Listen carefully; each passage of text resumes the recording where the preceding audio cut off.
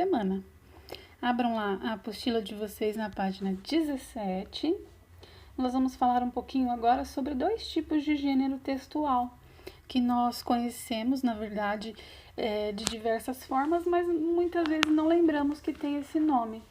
Nós falaremos dos slogans e das manchetes. Então vamos para a leitura e depois eu explico melhorzinho, de uma forma mais prática, né, o que significa cada coisa. Deixa eu só ajustar a minha página para ficar com a visualização melhor. Isso, aqui. Vamos lá? Slogans e manchetes. Gêneros escolhidos para falar da água. Nós vivemos em uma sociedade consumista, em que a publicidade ocupa um lugar de destaque. Elaborada na publicidade, visa influenciar as pessoas na compra de um produto, ideia ou na leitura de uma notícia. Sendo, para que o consumidor atenda, deve conhecer os elementos de persuasão de um ou outro gênero. Preste atenção às explicações do seu professor e se aproprie dos conhecimentos relacionados ao slogan e à notícia. Então aí nós temos nesse clipezinho o que significa slogan. Slogan nada mais é uma memorização utilizada em campanhas políticas, de publicidade ou de propaganda para lançar um produto, para lançar uma marca. Então a gente chama de slogan, turminha, aquele nome que fica na cabeça da gente, quando a gente fala aquele nome a gente já lembra do que se trata. Da Eletronorte. A empresa Eletronorte, ela tem um slogan, quando a pessoa ouve a frase, ela já sabe que é da Eletronorte que está sendo falado. Então, quando ela ouve essa frase, pura energia brasileira, já sabe que já está se tratando da empresa Eletronorte. Porque pura energia brasileira é o slogan, é a expressão curta que fica na memória das pessoas, que é utilizada para chamar a atenção das pessoas. Então, nós vamos considerando esse exemplo. E aí você pode aí em casa pesquisar o slogan de outras empresas conhecidas no país, fazer uma pesquisinha breve para então poder aqui preencher o quadro. Você vai pesquisar diferentes slogans de produtos ou ideias utilizados em campanhas publicitárias. Depois vocês vão registrar nesse espaço a seguir. Então aí na primeira coluna vocês vão colocar qual é o nome do produto ou qual é a ideia. E depois, na frente, qual é o slogan? Se eu fosse colocar, por exemplo, da Eletronorte, o produto seria energia. E o slogan seria pura energia brasileira. Ou no produto aqui eu poderia colocar o próprio nome, né? A empresa Eletronorte. Ok? Então lembrem aí em casa, com os pais, com os familiares, que tipo de marca ficou conhecida no país através do seu slogan, através daquela informação curta que ficou na memória dos consumidores, dos brasileiros, após ouvirem a notícia ou a publicidade na TV, no jornal, na revista e até mesmo na internet. Tudo bem? Próxima página. Vocês vão pensar em um produto ou num serviço qualquer e produzir um slogan para ele. Então, aqui na página 18, nesse exercício 1, a intenção é que você escolha aí um produto, pense nesse produto e que tipo de marca eu poderia dar para esse produto. Um tipo de frase ou uma palavra, né? Uma palavra ou uma frase curta que pudesse ficar na memória das pessoas. Para eu poder, por exemplo, se eu fosse criar um cartaz falando sobre esse produto, o que eu poderia falar dele para que todas as vezes que a pessoa ouvisse falar, lembrasse desse produto. Então, a sua atividade 1 pense aí nos critérios que nós usamos para produzir um slogan, que é algo curto, algo fácil de ser memorizado.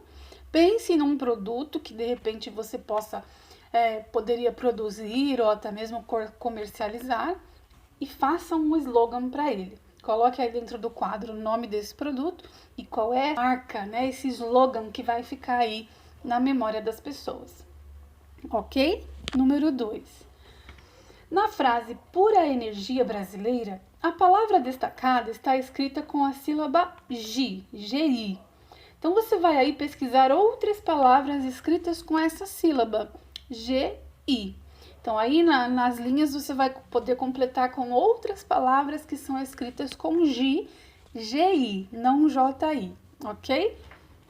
E no 3, vocês vão completar a loteria do GG com J e do G ou G com G, marcando um X na coluna correta. Então, por exemplo, a palavra primeira aí é a palavra manjericão. Manjericão escrito com JE e não GE. Então, vai completar ali o espaço que está pedindo, que está faltando a sílaba, marcar um X na sílaba que você usou e depois na frente escrever a palavra completa. Por exemplo, a palavra seguinte tem a sílaba faltando e o ra. Será que é girafa? Girafa escrevo com GI ou GJI. Então, eu vou procurar com X e escrever a palavra na frente completa. Isso com todas as palavrinhas até o final do quadro. Ok? Facinho também, né, gente? Então, é para a gente poder observar o som das palavras, né? Qual que é a diferença das palavras escritas com J, das palavras escritas com G? É isso que nós vamos ver nesse exercício. Na sequência, a página 19, atividade com essas imagens que vocês têm aí, ó. Leia o texto a seguir. Hoje, ao levantar, olhei o... que eu olhei? Vou olhar a imagem e lá embaixo, no finalzinho, no meio da página lá, você vai escrever o texto completando as palavras, substituindo os desenhos. Então, por exemplo, a frase ficará: hoje, ao levantar, olhei o relógio, fui à janela e vi o... E aí vocês vão completar o textinho até o final, substituindo os desenhos pelas palavras, observando na atividade anterior G, GI, GE ou GG, JE, JI, ok? Prestem atenção na diferença na escrita. Não podemos errar aí na hora de escrever, por exemplo. Deixa eu pegar um exemplo aqui. Se eu escrever, tenho um desenho de anjo com GO, eu vou ler anjo. Não, eu vou ler ango. Muda totalmente a palavra e aparece uma que nem existe, não é mesmo? Então, preste atenção na hora de utilizar a sílaba correta, ok? Observe se é com J ou com G. Na próxima página, então, nós temos aí atividade 5. Descubra e registre o que está escrito. Depois, represente a palavra que você descobriu com desenho. Então, vamos lá. Jipe menos P, mais bola, mais lá, mais joia, mais jô. O que será que formou aí? Que palavra que formou? Eu vou ter que seguir a orientação, tanto na A, na B e na C, para descobrir qual é a palavra. E depois que eu descobrir o que é, desenhar o que é que tá, qual é a palavra aí escondida. Por exemplo, JP menos o P fica G. Mais bola, gibola. Menos lá, gibó. Mais joia, gibó joia. Menos o jó, jiboia. Então, eu descobri que é uma jiboia. Então, eu vou fazer o desenho dela. Nós vamos fazer observando a instrução na letra B e na letra C. Número 6. Imagine que em um determinado jornal, foram escritas 2 notícias sobre a água. Porém, esqueceram-se de colocar as manchetes. Elabore para cada uma dessas notícias manchetes que causem impacto sobre as questões pertinentes ao consumo consciente da água. Lembre-se de que manchete é o título principal de maior destaque, alusivo às mais importantes dentre as notícias contidas na edição. Então, aí, vocês lembrem qual que é a regrinha. Lembrar que manchete é o título principal, o título de destaque. Então, eu vou aí escrever 2 notícias sobre a água. alertando para um consumo consciente, que é o que nós temos trabalhado no bimestre em todo, manchetes que sejam algo simples no jeito de montar, né, de produzir, mas que seja algo chamativo, que a pessoa, quando ler, ela vai entender a importância do assunto que eu estou querendo passar. Então, criem aí na número 1 e na número 2, 2 manchetes sobre a notícia água, sobre o seu consumo consciente, ok? Depois, na página seguinte, página 20, estamos, né? Nós terminaremos aqui, na verdade, na página 20, essa semana. E aí, vocês têm, lá na postagem, nós colocamos um vídeo de estudo complementar, lá na plataforma da OPET Inspira, sobre os gêneros textuais, tá? Vai falar um pouquinho sobre o slogan. Então, acessem, se possível, entrem lá para ficarem mais a par do assunto, para entenderem melhor quem ainda tiver dúvidas e poder, então, produzir as atividades da Semana de Língua Portuguesa. Tá certo, turminha? Só entrar em contato com a Pro no WhatsApp. Até a próxima aula.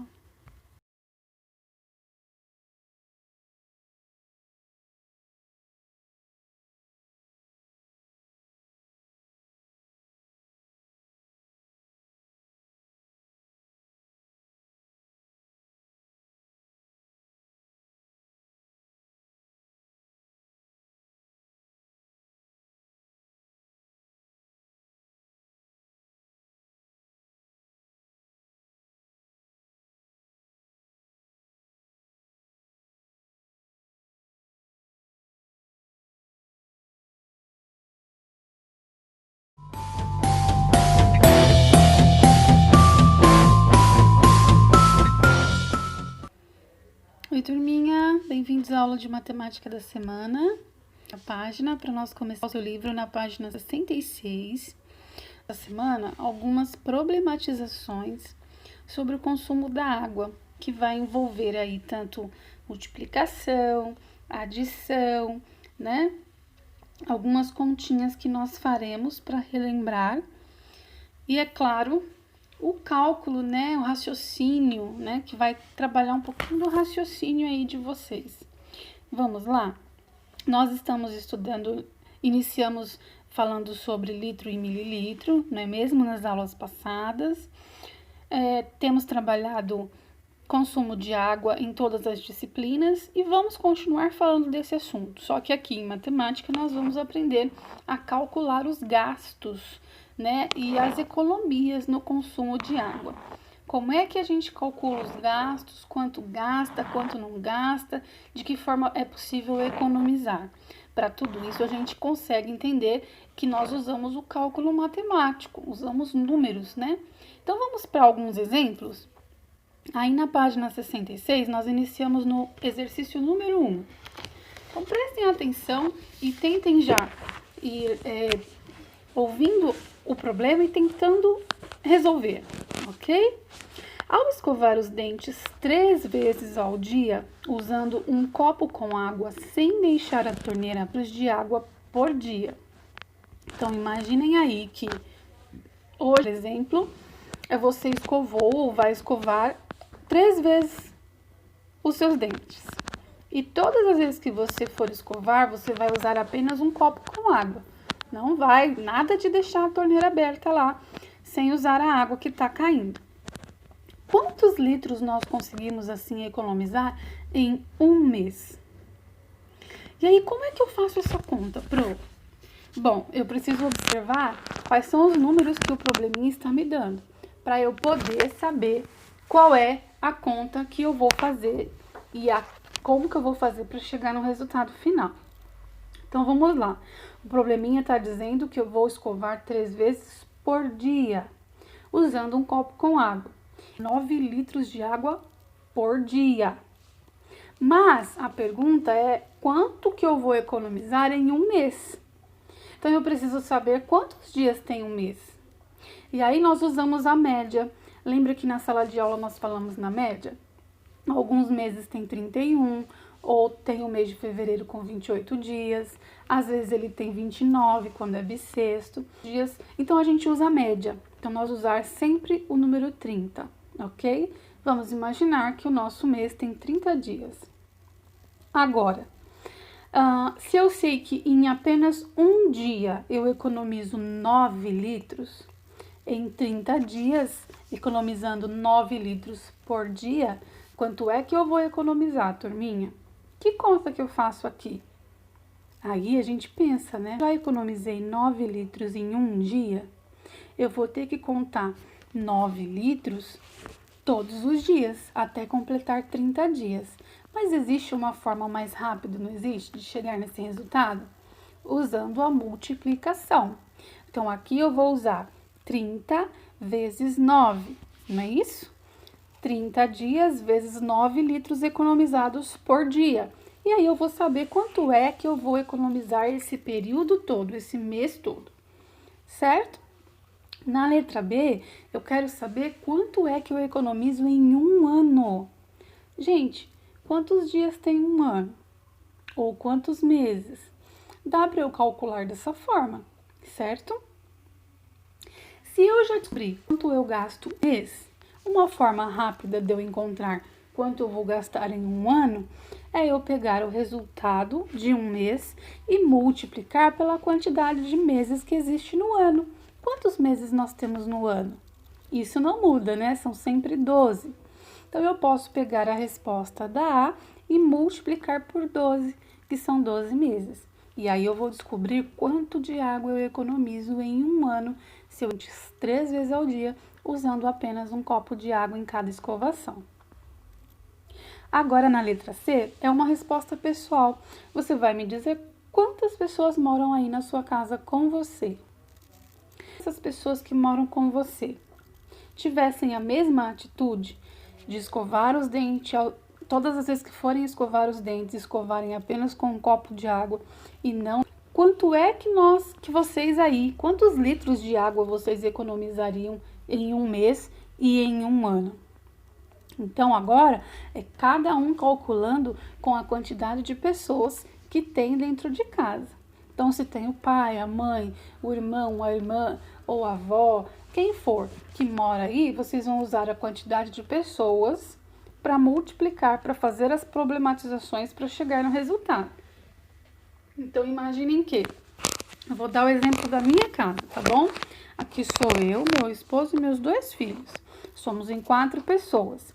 Então, se eu sei que eu economizo 9 litros por dia, aí meu marido vai economizar 9 litros por dia. Minha filha 9 litros, meu filho 9 litros, nós somos em 4 pessoas, cada um vai economizar 9 litros por dia. Nós vamos economizar juntos quantos litros em um mês? E vamos economizar juntos quantos litros em um ano? Então, essa é a continha da letra D. Número 2. Se ao tomar banho você se molha e fecha o registro do chuveiro para se ensaboar e se lavar, só abrindo novamente para se enxaguar, você economiza quantos litros de água a cada banho? Essa informação, turminha, tem no texto na aula passada, não é mesmo?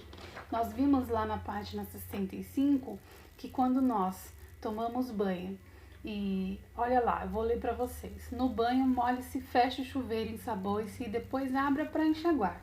Não fique com o chuveiro aberto durante todo o banho. O consumo cairá de 153 para 51 litros em média. Então, essa informação, o texto da página 65 já nos deu. O que o probleminha está querendo que eu responda? Se eu sei que eu economizo isso de água, quantos litros de água vamos economizar a cada banho se eu só me molhar, fechar o registro, me ensaboar e me lavar e abrir a torneira só depois de me enxaguar?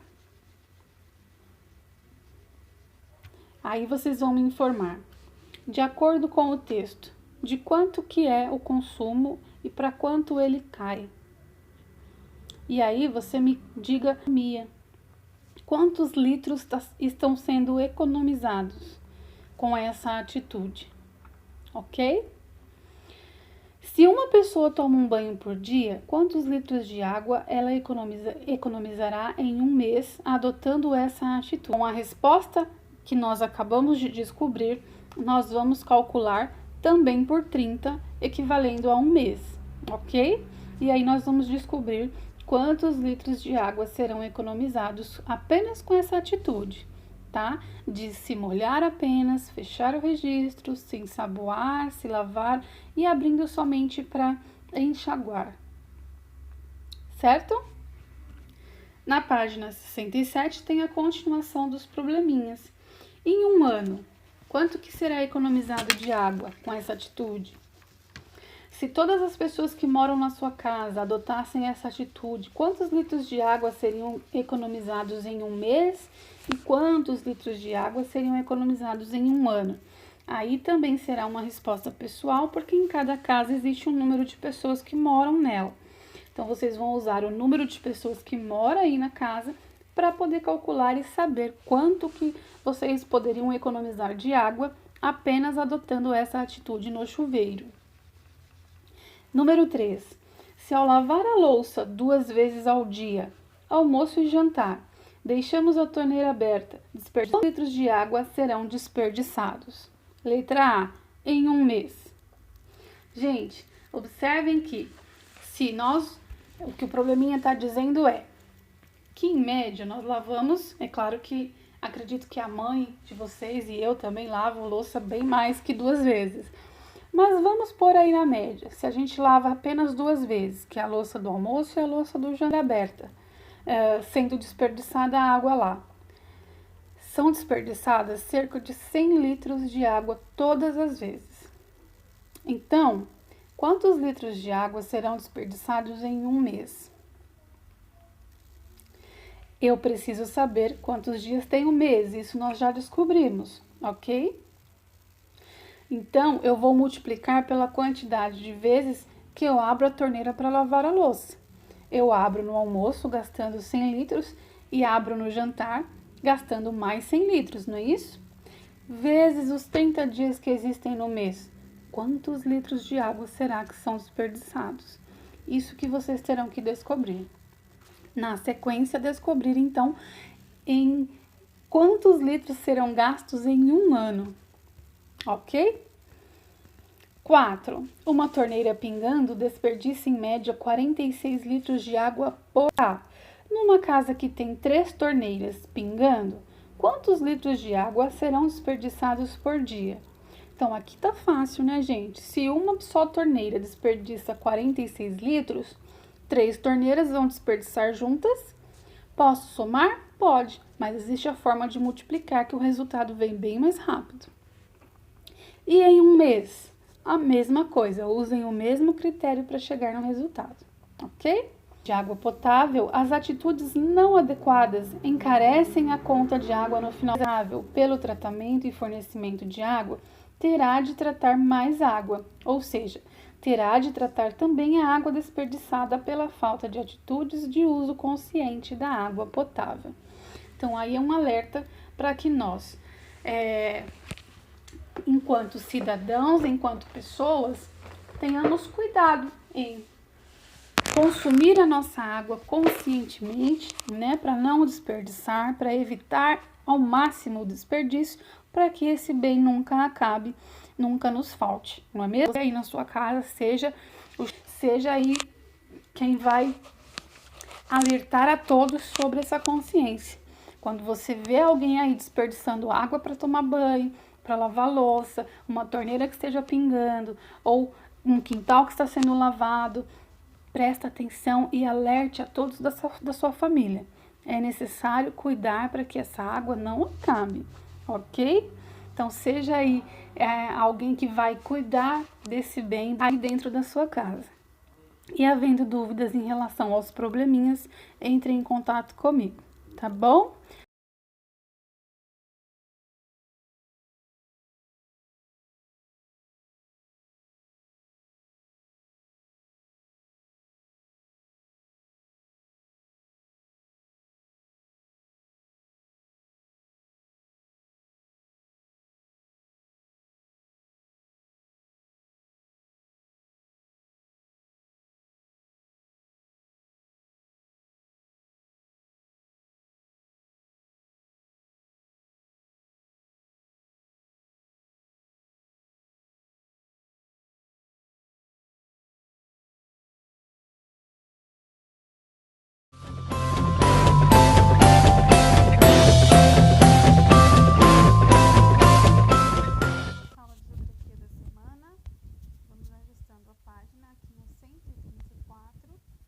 para iniciar nossa leitura e o estudo dessa semana.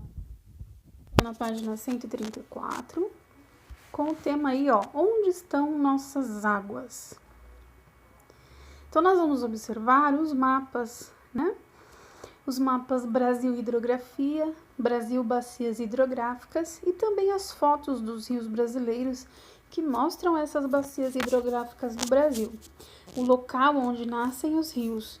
E então, para conseguir responder as questões de geografia dessa semana. E aí vocês têm na página 134 e na página seguinte, 135, ó. Tá vendo que aqui eu não consigo mostrar tudo de uma vez, mas aí na apostila de vocês, vocês vão abrir a apostila para que fique a 134 e a 135 abertas, para vocês observarem o mapa aí, ó. De um lado, temos essas imagens. A primeira foto do trecho do Rio Amazonas, em Manaus. Embaixo nós temos a vista aérea do trecho do Rio Paraguai, na região do Pantanal Mato Grossense, em Corumbá, né, Mato Grosso do Sul. E aí, o lado esquerdo do nosso mapa. Aí, na 135, nós já temos lá em cima, no lado direito, a vista aérea do trecho do Rio São Francisco, no sertão pernambucano, em Canindé de São Francisco. E mais abaixo, nós temos a vista aérea do Rio Iguaçu, na região das Cataratas, em Foz do Iguaçu. E aí, o ladinho direito do nosso mapa. Então, observem bem.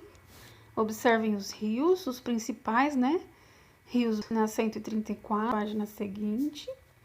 Para então, a partir da página 136, responder as questões. Eu deixei para vocês lá na postagem um link, né, com um vídeo complementar de estudo, o que são bacias hidrográficas. Então, quem puder, acesse, para aí, de repente, o que significa, o que isso quer dizer. E aí, vocês, então, vão responder as questões aí de A a E na página 136, ok? Então, vamos lá.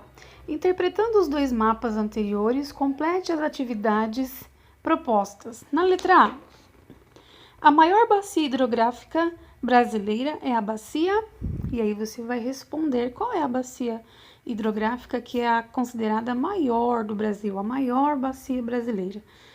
Então, precisa observar a leitura e os mapas, ok? Letra B. Que rio que nasce no estado de Minas Gerais? E aí você vai completar o espaço com o nome da letra B. Esse mesmo rio passa pela Bahia e por Pernambuco, desaguando no mar entre os estados de... Então, esse rio, que vocês vão descobrir o nome, ele nasce em Minas Gerais e ele passa pela Bahia e por Pernambuco e deságua no mar. Então, ele deságua entre outros dois estados. Que estados são esses? Então, vocês precisam colocar aí o nome desses dois estados nesses espaços que sobram. Letra C. Qual é o rio que possui grandes afluentes como os rios Madeira e Tapajós? Também na leitura do que rio é esse? Também observando o mapa, né? Todas as instruções aí da leitura. Letra D. O rio Paraná na direção... Qual é a direção que corre o rio Paraná? Juntando-se ao rio. Então, tem um rio aí, o rio Paraná, e ele corre em uma direção. Que direção é essa? Vocês vão apontar aí no primeiro espaço. E depois ele se junta a um outro rio. E como é o nome desse? Preencher o seguinte espaço. E para finalizar a letra E, o rio. Qual é o rio que foi importante para a penetração dos bandeirantes paulistas para o interior do Brasil na época da procura do ouro? E ele deságua em qual rio? Então, aí são dois rios que vocês precisam identificar. Qual é o rio que foi importante para os bandeirantes, né? E importante deságua. Então, são dois nomes diferentes aí que vocês vão completar na página 130. Toda a leitura, desde lá do início, desde a página 134, né? Com o título Onde estão nossas águas. Observem todo o mapa, as imagens, as instruções, a leitura, né?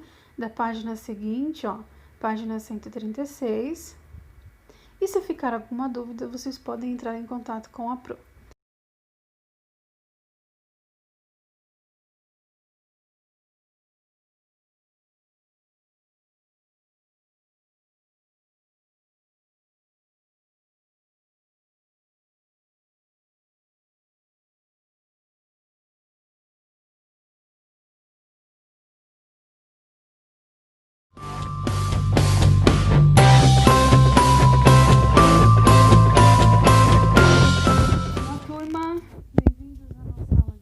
notícias da semana. Daremos continuidade ao assunto que nós temos falado no bimestre e ao assunto da aula passada. Espero que vocês tenham se divertido e aprendido bastante na construção do filtro de água caseiro, né, com garrafa PET. Recebi alguns vídeos de alunos fazendo em casa, com a ajuda dos pais. Foi muito legal ver vocês participando da atividade e descobrindo também, né, como é que funciona uma estação de tratamento de água. A famosa ETA, né, a sigla E de estação, T de tratamento e A de água. E vocês puderam ver aí na prática, né, como é que funciona então lá na estação de tratamento de água o filtro, que filtra e tira toda a sujeira da água, né, fazendo com que ela chegue na nossa casa limpa, sem sujeiras, não é mesmo? Então, na página 109, nós temos uma leitura que, juntamente com o experimento da aula passada, nós vamos utilizá-lo para responder as questões no caderno de ciências. Então, vamos fazer a leitura e já eu falo para vocês qual é a pergunta que deverá ser respondida no caderno de ciências. Vamos fazer a leitura? Acompanhem comigo. Você acha que após essa etapa do tratamento, antes de ser bebida, por quê? Então, vocês fizeram lá o experimento em casa do filtro de água. A água saiu 100% limpa? O que vocês acham? Alguns me mandaram fotos. A água saiu do jeito que estava? Totalmente suja? Não. Saiu também totalmente limpa? Acredito que não, né? Então, vamos retomar a leitura aqui, ó. Quando a água sai dos tanques de filtragem, ela está límpida e transparente. Entretanto, ainda apresenta micro-organismos. Esses micro-organismos não podem ser vistos sem o uso de microscópios, mas também podem causar mal à saúde. A água passa por tanques de cloração e o cloro misturado a ela destrói esses micro-organismos. Vocês podem observar na foto como que é esse tanque aí, ó. Há lugares, porém, onde a água usada para consumo humano vem de rios, nascentes ou poços e não passa por uma estação de tratamento. Então, essa água precisa receber tratamento antes de ser consumida. Entre as formas de tratamento, sugere-se adicionar 1 colher de sopa de hipoclorito de sódio a 2,5% para cada 200 litros de água. Então, nessa segunda foto, nós temos uma imagem lá da Etiópia, na África, o povo sofrendo com a escassez de água limpa, é suja por falta de água limpa. Triste, né? Então, lá no caderno antes de nós seguirmos, no caderno de ciências, vocês vão lá colocar a observação, data em que a atividade está sendo feita, página do livro, que é a página 109, e a pergunta que está lá em cima, ó, do escrever. Você acha que após essa etapa do tratamento, a água já está em condições de ser bebida? Por quê? Então, aí você vai dar a sua opinião no caderno de ciências se você acha que mesmo depois do filtro, que após o filtro, após a água ter passado pelo filtro, ela já está pronta para ser bebida? Você vai colocar a sua opinião, escrever e justificar, né? Por que está limpa ou por que não está limpa ainda, certo? E aí nós seguimos. Página 110. Então, vamos observar a ilustração e por meio de fazer um caminhozinho aí, registrando o caminho da água do rio até chegar às nossas casas.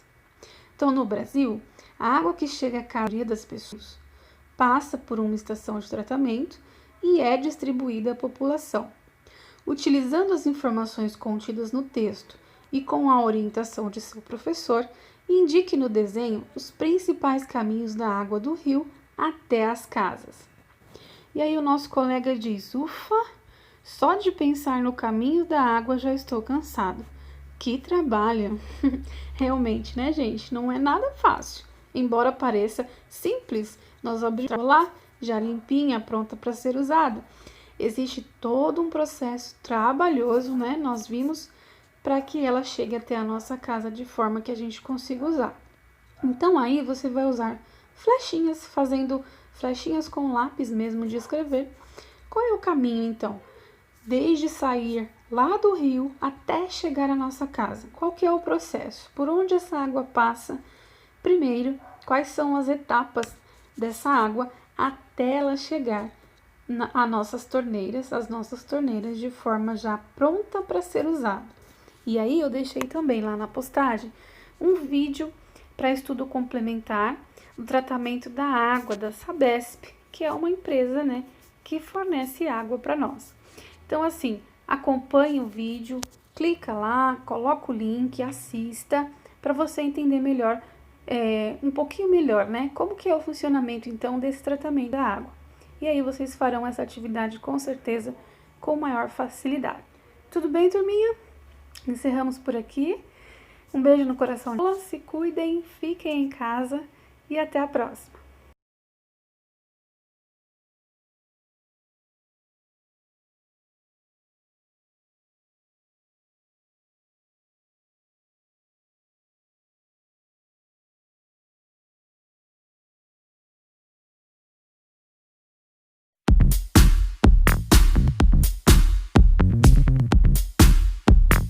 Oi, turminha, tudo bem? Sejam bem-vindos à nossa aula de História da semana. Nós estamos dando continuidade ao assunto que nós já estamos trabalhando, né, no bimestre. E aí eu vou pedir para que vocês abram aí o livro na página 156. Vamos falar um pouquinho sobre os mares e as civilizações na antiguidade. Então, nós vamos primeiro observar esse mapa do mar Mediterrâneo, para ler o texto que vem a seguir, tá? Vai falar um pouquinho sobre o desenvolvimento das antigas civilizações. E nas páginas seguintes, nós vamos continuar fazendo leitura para seguir responder as questões da página 159. Então, tem bastante texto aí para nós lermos. Aí, gente, para não estender muito o nosso vídeo, porque fica muito difícil para postar, eu não vou fazer a leitura toda com vocês. Então, eu vou pedir para que vocês observem aí, com atenção, o mapa do mar Mediterrâneo, aí em casa. Observe tudo bonitinho, as legendas, como a gente já tem aprendido. Faz a leitura aí da página 156, observando as imagens. Aí, por exemplo, tem essa imagem, essa foto, né, da galera grega movida pela força humana, movimentando os remos, e pela força dos ventos, movimentando as velas. Então, aí tem algumas curiosidades, ó, na próxima página 157 também. O mapa aí da Grécia. Grécia, século 8 a.C. Lembrem que nós vimos a sigla AC, que quer dizer antes de Cristo. E aí vocês vão observar também esse mapa, analisando direitinho. Continuar a leitura aí, ó, na página 157, observando as imagens, o que elas representam. Aí nós temos à esquerda a estátua da deusa Atena, uma das obras-primas dos gregos. E à direita, um vaso grego, normalmente utilizado para guardar e transportar vinho ou azeite de oliva. Na página seguinte, que é a 158, continua então o texto, falando sobre as antigas civilizações. E aí vai falar um pouquinho dos povos gregos, né? Que são os fenícios, os cretenses, os romanos. E aí vocês têm aí até eles identificados, né? Com uma cor mais forte. Então vocês vão observar tanto os mapas quanto as imagens e com atenção realizar a leitura para, na página 159, responder aí as questões. Tá vendo que são pouquinhas? Não são muitas, né? São só 3. De acordo com o conteúdo estudado, responda. Letra A. Quais os povos citados no texto habitavam as terras em torno do mar Mediterrâneo? Então, a resposta vocês vão encontrar já no texto que vocês leram, já devem até saber. Letra B. Qual desses povos controlou todas as terras em torno do mar Mediterrâneo? Então, aí, de acordo com a leitura e a pesquisa, tem também na letra C, porque o mar Mediterrâneo foi tão importante para os romanos. E aí você vai escrever aí na letra C a importância, então, do mar para o povo romano. E aí ler também a curiosidade aí embaixo, ó. Vamos ler, esse pedacinho eu vou ler com vocês, para finalizar a nossa aula. Os romanos foram excelentes engenheiros. Você já deve ter ouvido falar num estádio chamado Coliseu. Ele é uma das mais fantásticas construções dos romanos. Além do Coliseu, os romanos se preocuparam com o transporte de água potável para as cidades. Assim, eles construíram também outras obras, denominadas. Essas construções serviam ao mesmo tempo de pontes que cruzavam os rios.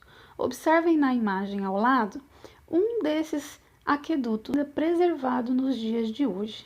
Então, ali em cima à direita tem o Coliseu, que fica na Itália, em Roma. E à esquerda, aqui embaixo, tem esse aqueduto que nós acabamos de ler. Um aqueduto romano, patrimônio mundial da Unesco. Lembra que falamos também já sobre o patrimônio da humanidade? Esse aqueduto é um também, tá? Um patrimônio preservado aí, ninguém pode destruí-lo. Então, turminha, observando a leitura, o estudo, respondam as questões e bons estudos nesta semana. Até a próxima aula.